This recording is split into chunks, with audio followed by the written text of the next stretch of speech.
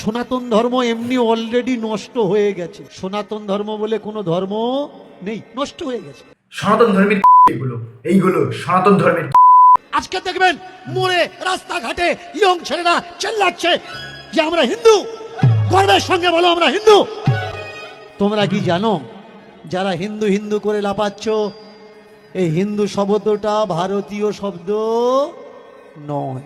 তা কোথাকার শব্দ শুনি দিল কৃষ্ণ? এটা কোথাকার শব্দ শুনি? আমার কথা শুনলে মনে রাগ হবে। তা রাগ হওয়ার মতো কথা বলবি, রাগ হবে না? অবশ্যই হবে।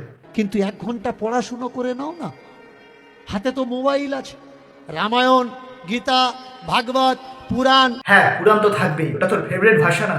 ওটা তোর ফেভারিট বই না? তোরই তো ওইটা ধর্ম, তুই তো রয়েছিস জাস্ট এই ধর্মে।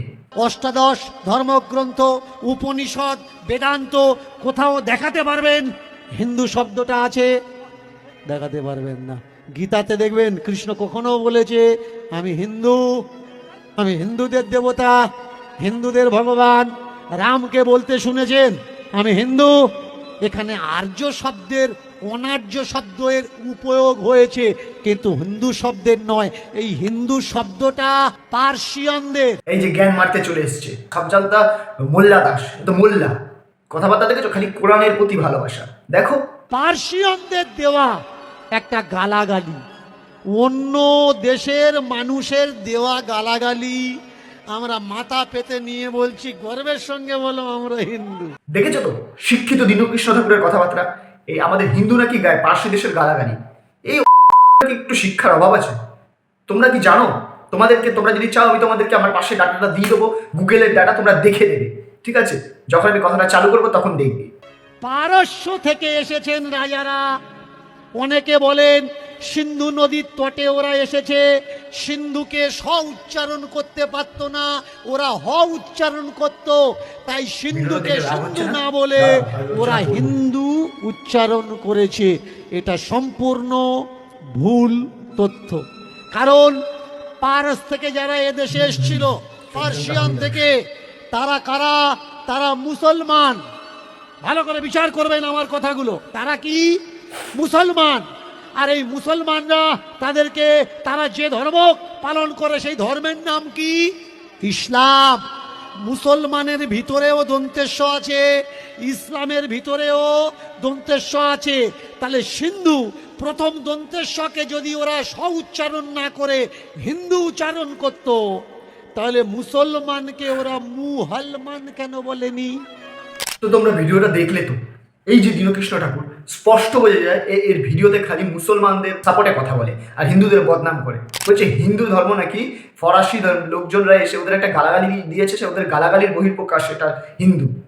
এই তোটাকে কে ভাড়া করে নিয়ে যায় বলো তো তাদের ধর্ম অনুষ্ঠানে? কে নিয়ে যায়?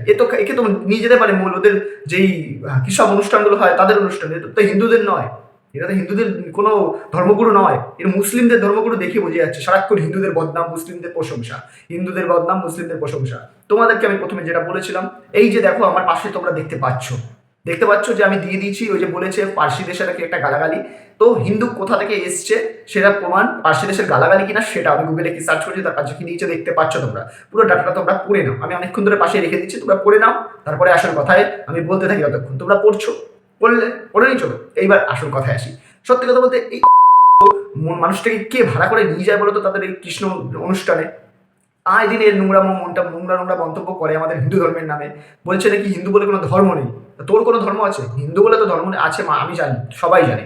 তো আসলে তোর কোনো নিজের ধর্ম নেই, তোর নেই, থাকলে তো এই কথাগুলো বলতি না। এই ধর্মগুরুটাকে তোমরা কি বলতে চাও? তোমাদের কি দেখে গায়ে রক্ত গরম হচ্ছে না? ভিডিওটা কি বেশি বেশি করে শেয়ার করতে পারছো না তোমরা? ভিডিওটাকে বেশি বেশি করে শেয়ার করো তো। এইরকম ধর্মগুরুগুলোর যেন করা থেকে করা শাস্তি হয়। বিজেপির নেতারা যারা সারাক্ষণ হিন্দু হিন্দু করে লাফায়, তারা কি এই লোকটাকে কোনো শায়েস্তা করতে পারে না? এই একজন আছে, মানিক ফকির একজন আছে, এই টাইপের মানুষগুলোর কি কোনো বিচার হবে না?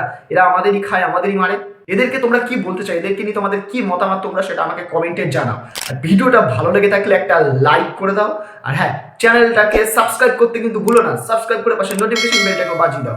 আর হ্যাঁ, কমেন্ট করেও তোমাদের মতামত জানাও। দেখা হচ্ছে পরের ভিডিওতে। আজকের মতন টাটা।